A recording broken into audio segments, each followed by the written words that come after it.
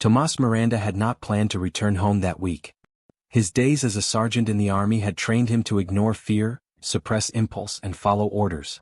But nothing in his military service had prepared him for the unease that flooded his chest when his mother called that morning. Her voice, usually brisk and sure, was hesitant. "Hello." She paused between words as if choosing them cautiously, or hiding something behind them. She said she missed him. That things were fine. That Elena was busy as always. But then a long silence followed. A silence that spoke louder than anything she could have said. Tomas did not wait for another word.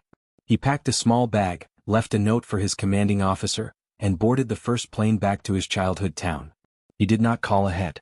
He did not message. He wanted to see the truth for himself, unfiltered, unprepared. When his boots touched the cracked pavement outside his sister's home, the wind felt heavier. The sky was overcast, but it was not just the weather that felt wrong. It was the silence of the neighborhood. The stillness of a house that once echoed with laughter. He opened the gate slowly, careful not to make a sound. The familiar creak of rusted hinges whispered his return as he stepped into the front yard. The door was unlocked. And when he pushed it open, it was not the smell of home-cooked food or the sound of his sister's cheerful voice that greeted him. It was a tension so thick he could feel it in his throat. The face behind the makeup.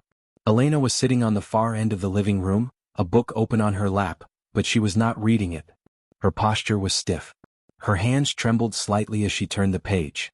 And then Tomas saw it.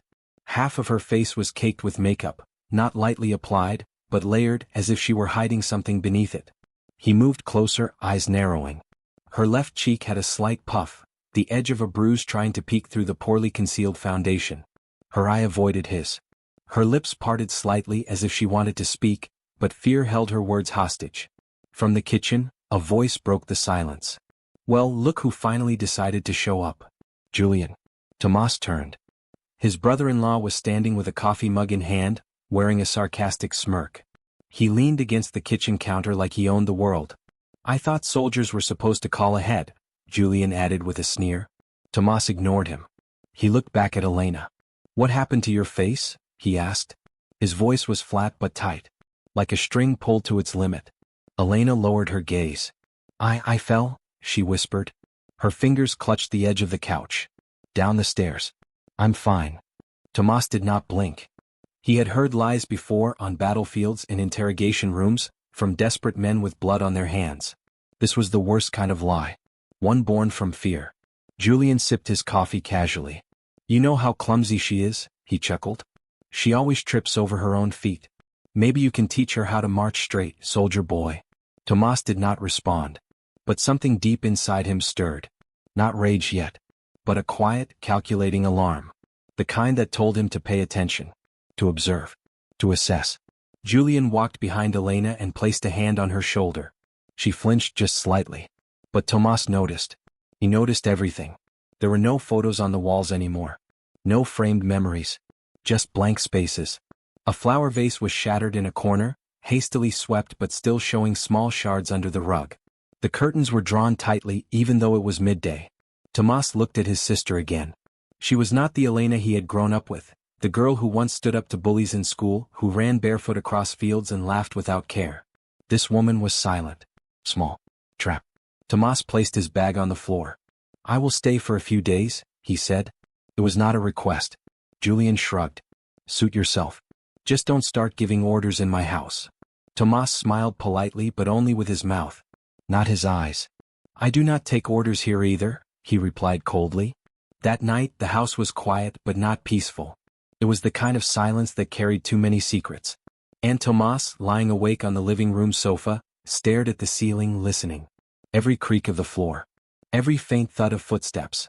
Every whisper behind closed doors. He did not sleep. Because he knew without doubt that this was not a home. It was a prison. And he had just become the only guard left willing to protect its most silent prisoner.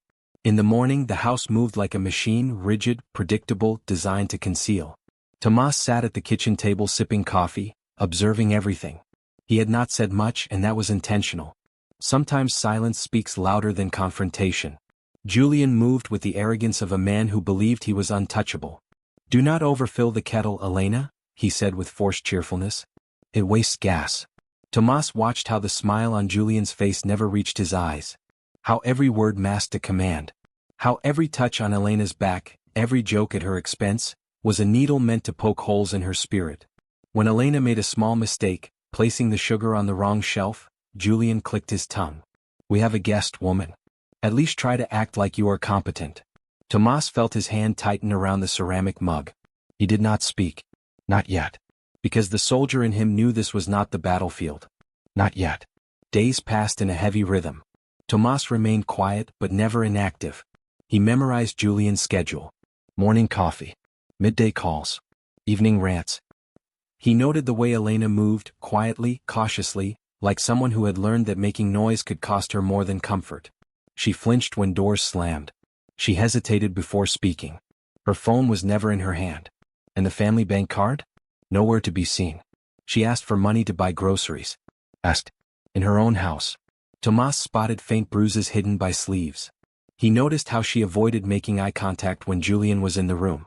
How she paused before entering the kitchen if he stood there first. Patterns. All of them were patterns. He had seen this before in the field, victims of control. People so conditioned to oppression they believed the pain was their fault. One afternoon, while Julian was out on an errand, Tomas approached Elena carefully. "Can we talk?" Her shoulders stiffened. She wiped her hands on her apron and looked at the floor. "Not now. If he finds out." "You are my sister," Tomas said softly.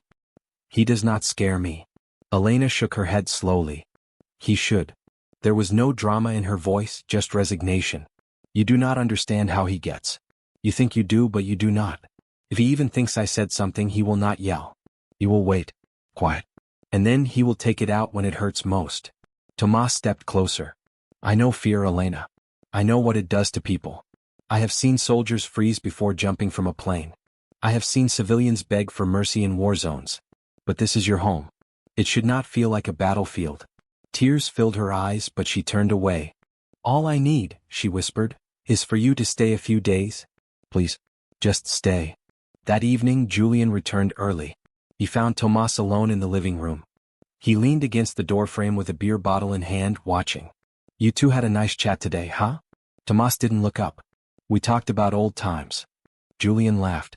"Well, just remember, this is not the army. This is my house. And here, secrets do not last long."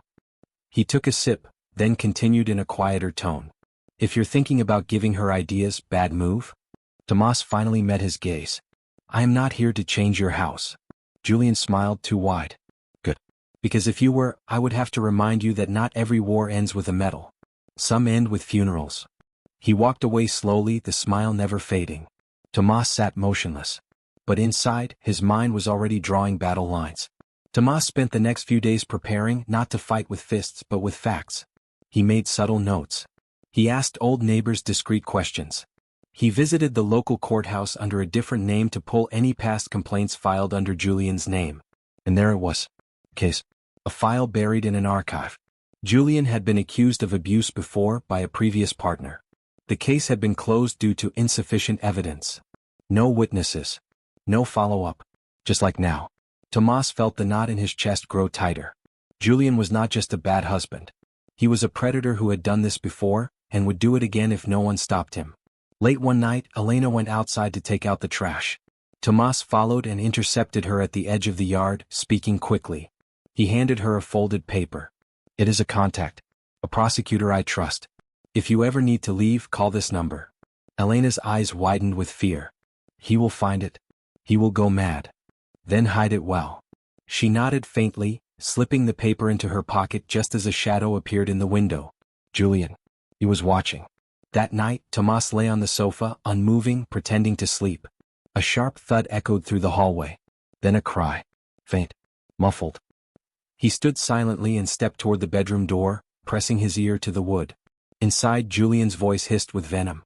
"If you ever speak to that man again, I swear to God, it will not just be your face." Tomas stepped back, fists clenched so tight his nails drew blood from his palms. This was no longer suspicion. This was war. The next morning, Tomas sat in silence at the breakfast table. Elena moved through the kitchen with robotic precision. Her sleeves were rolled down even though the heat had started to rise. Julian sat across from Tomas, slicing toast with slow, deliberate movements, never looking up. No one spoke. but the tension between them pulsed like a live wire. Tomas forced himself to eat, though every bite tasted like sand. He had trained for ambushes. He had defused bombs with seconds on the clock. But nothing had ever made him feel so utterly helpless as this, watching the fear in his sister's eyes, knowing that her enemy slept beside her each night, and knowing that one wrong move could make things worse. So he did what soldiers do in unfamiliar territory. He waited. Watched. Prepared. But what came next he could never have prepared for. That evening, Tomas received a quiet message from his contact in the prosecutor's office.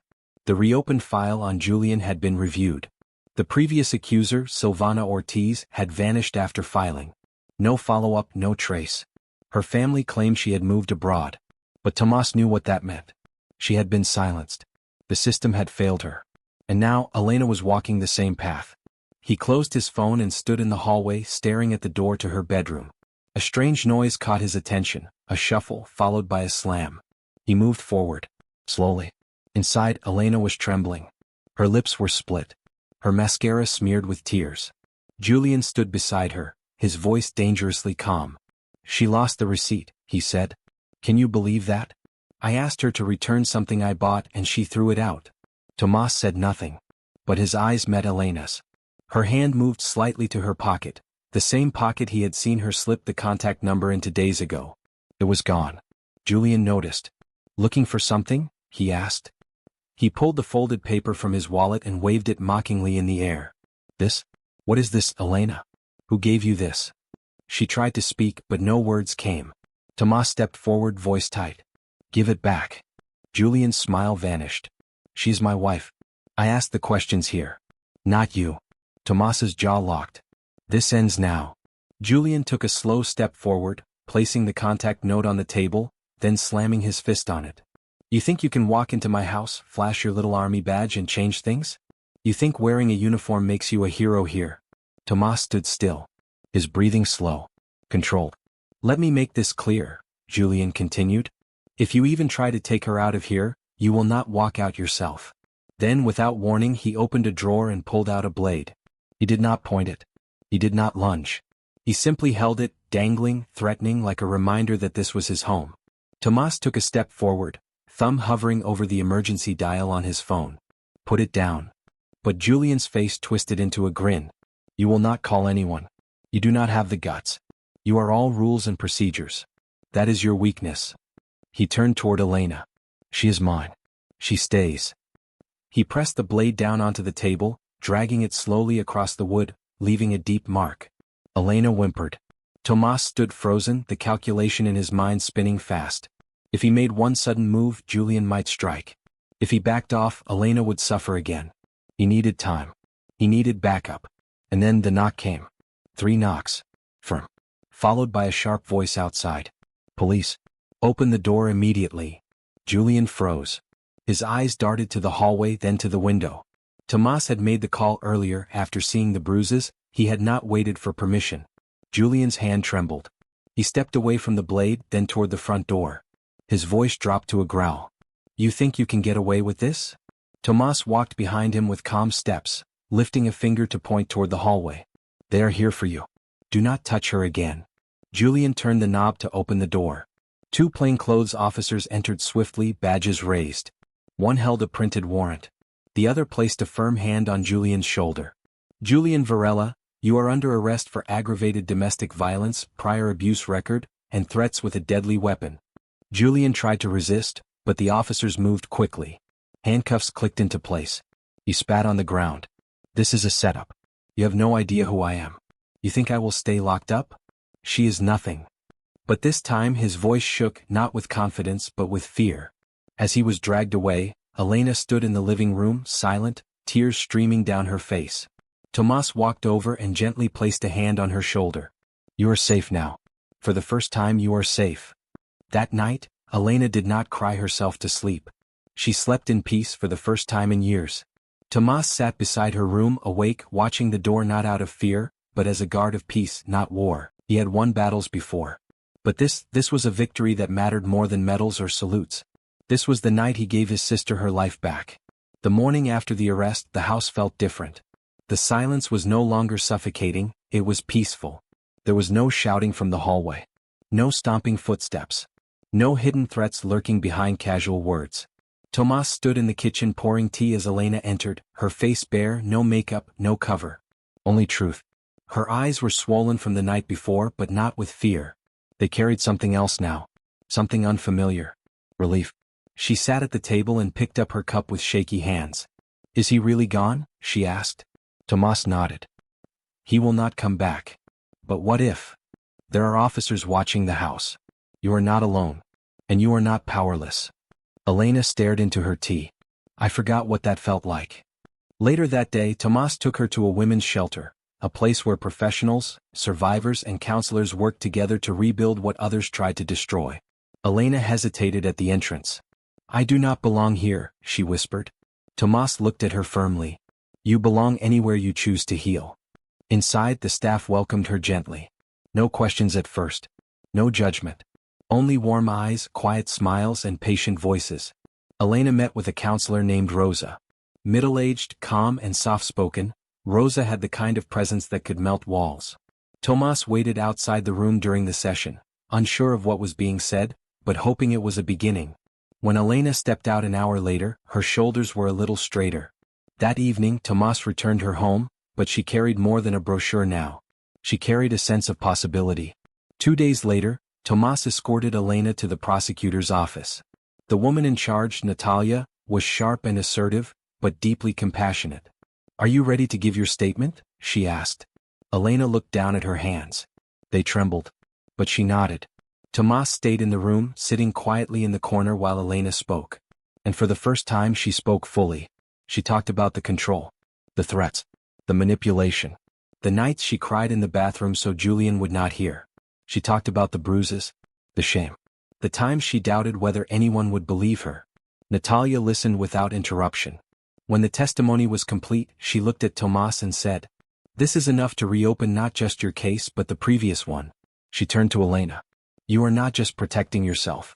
You are helping the woman who never got this chance. Weeks passed. Julian's arrest made headlines in the local paper. Not because of who he was, but because of what had been revealed. His previous victim, Silvana Ortiz, was located with help from legal advocacy groups. She agreed to testify alongside Elena. The case grew stronger with every statement, every photo, every report from the hospital and police. Finally, the court date arrived. Elena wore a simple blue dress, her hair tied back neatly. She stood in front of the judge not as a victim but as a survivor. Julian sat across the room in chains. Gone was the smirk. Gone was the arrogance. He looked pale, thin, reduced. When Elena took the stand, her voice cracked but never faltered. She told the courtroom everything. The nights of pain. The manipulation. The isolation. And when she finished, the judge looked over the reports and declared, There is sufficient evidence to proceed with full charges. The court recognizes the pattern of abuse. We will not let silence be used as a shield. Julian was remanded to custody, awaiting trial. After the hearing, Tomas and Elena walked out of the courthouse side by side. The sun was high. The day was warm. She took a deep breath and smiled faintly. It still feels unreal, she said. Tomas looked at her. It is real now. You made it real. They stopped by a park bench, watching children play on the swings nearby. The world felt loud again, but in a good way. Not because of tension, but because of life returning. Tomas turned toward her. So, what happens next? Elena thought for a moment. I signed up for a sewing course. At a community center run by the shelter. They help women start small businesses. Tomas smiled. You always made the best clothes for mom's birthdays. I thought maybe I could do that for others. You will. Days turned into weeks. The morning of the final court hearing arrived quietly. No alarms. No tension.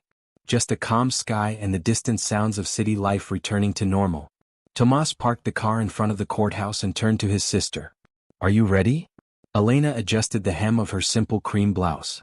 Her hair was pinned back, her face untouched by makeup. I do not know if I am ready, she said. But I am not afraid anymore. They entered the courthouse side by side. Inside, Julian sat on the defense bench. No suit. No theatrics. Just a gray jumpsuit and tired eyes. The smugness that once haunted his face had disappeared. He looked around nervously as though searching for someone who still believed in him. There was no one. No allies. No friends. just the weight of consequence. The courtroom quieted as the judge entered. She reviewed the updated files. Psychological evaluations, 2 victim statements, photographic evidence, hospital reports, and past complaints. She spoke with firm authority. This court recognizes a pattern of systematic abuse, emotional, physical, and financial. Then she turned to Elena and Silvana. Your voices were almost lost. But they were not. Because you refused to stay silent. She paused, then looked at Julian. The accused is found guilty on multiple counts. Due to the nature of the repeated offenses, the sentence will reflect not just the crime, but the destruction caused by the silence that followed. She listed the charges. Aggravated assault, intimidation with a weapon, coercive control, and obstruction of justice. A long prison sentence followed, years not months. Julian did not speak. He did not protest. He simply looked down. And for the first time he looked small. Defeated. Exactly as justice intended. When the session ended, Tomas and Elena stepped out into the sunlight once more. It was the same courthouse. But a different world. Reporters tried to ask questions, but Tomas shielded her gently. She did not owe the world an explanation. She had already said what mattered in the place where it mattered most. They walked in silence for a few minutes before Elena stopped. Can we go somewhere? She asked. Just for a bit. Tomas nodded. They sat on a bench beside the quiet river near their childhood park. The water shimmered under the sun. Elena exhaled deeply. I used to think I would never get out, she said. I thought this was just life. That everyone pretended to be fine while they broke quietly. Tomas looked at her. But you did get out. She nodded slowly. I did. And now I want other women to know that they can too. She turned to him, eyes clear. Thank you. Tomas shook his head. I did not save you. You did. She smiled. Maybe. But you reminded me I was worth saving. Weeks later, Elena opened her own sewing workshop, small, bright, filled with light and laughter. She taught classes 3 times a week. Not just about stitching but about healing. Many of her students were survivors like her. Some still wore bruises. Others had left scars behind. But in that room they were not victims. They were artists, mothers, warriors. Tomas often stopped by after work, bringing supplies, sometimes just sitting quietly in the back. He never interrupted. He did not need to. Elena's voice was stronger than ever. One morning, a letter arrived for Elena. It was from Natalia, the prosecutor. Inside was a printed statement. Elena Miranda's case has been selected as part of a national awareness campaign on domestic violence resilience. Her journey will be included in education materials for law enforcement training programs. Elena stared at the paper, speechless. Tomas read over her shoulder and chuckled. They finally realized what I knew all along. She looked at him, confused. You are a force, he said. A quiet one. But powerful. She wiped her eyes and laughed. Well, someone has to balance out your loud soldier energy. In the months that followed, Elena's story reached farther than she ever imagined. She spoke at community centers. She shared her journey without shame, without hesitation. And every time she stood on a stage, someone in the audience cried. Because they saw themselves in her. Because they realized they were not alone. And because someone had survived and then chosen to turn pain into purpose. On the anniversary of her freedom, Tomas and Elena returned to the house where it all began. It had been sold, repainted, remodeled. No trace of the past remained. Except the memory. They stood in front of it quietly. Elena turned to him and said, This place used to feel like a cage. And now? Tomas asked. She took a deep breath. Now it is just a house. They walked away without looking back. Because what mattered was no longer behind them. It was everything ahead. She found her voice in the silence. She built a life from the ruins. And in doing so, she reminded the world. The strongest walls are not the ones we build. They are the ones we break free from. Tomas began work with a local veterans group, helping retired soldiers adjust to civilian life. But each morning he visited Elena. Sometimes he brought coffee. Other times he brought nothing at all, just his presence. They laughed more. About childhood stories. About old neighbors. About how neither of them could cook rice without burning it. Laughter. The one thing Julian had erased was back. And with every shared smile, Elena regained more of herself. She talked to new people. Made friends again. Learned how to use a computer. And one afternoon she took Tomas to the community center to show him a design she had finished, an elegant shawl, embroidered by hand. You did this? He asked. She nodded. It is for women like me. something that makes them feel powerful. Beautiful. Tomas looked at the stitching and felt something he had not felt in years. Pride. Not just in her work but in her courage.